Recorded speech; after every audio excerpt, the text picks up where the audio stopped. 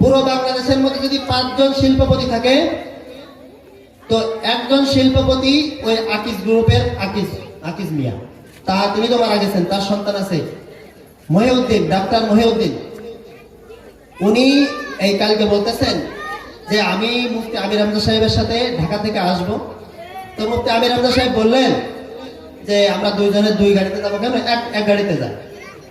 তো যখন ওই দুইজনে এক গাড়িতে করে ফেরিতে উঠছে, উঠে উনি ফেরি থেকে নামছে, মানে ফেরিতে নামছে, গাড়ি থেকে ফেরিতে নামছে। যখন ওই মহিউদ্দিন স্যার আর মুফতি আমির হামজা সাহেব, মানে ওই বক্তা আমির হামজা সাহেব নেমেছে, তখন সাধারণ মানুষ মুফতি আমির হামজা সাহেবের কি সম্মান দিচ্ছে, কারণ তাকে সবাই চেনে কোরআনের পাখি হিসেবে। কিসের পাখি হিসেবে? কোরআনের পাখি হিসেবে, কোরআনের প্রচারক হিসেবে, কোরআনের আলেম হিসেবে। তো মহিউদ্দিন স্যার উনি বলতেছেন যে আমি তো আকিজ মিয়ার ছেলে, আমার তো একটা পরিচয় আছে, আমি তো শিল্পপতির ছেলে, আমি তো ছেলে খারাপ ছিলাম না, আমি তো লেখাপড়াও বল, আমি বড় ডাক্তার।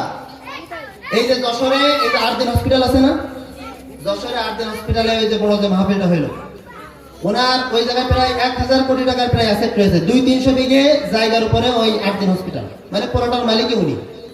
তো বলতেছে যে টাকা পয়সার আমার অভাব নাই, আমার প্রভাব প্রতিপত্তির অভাব নাই, কিন্তু মানুষ আমাকে সম্মান করতেছে না, আমার পাশে রয়েছে একজন আলেমকে সম্মান করতেছে, চিল্লাইবো আল্লাহু আকবার।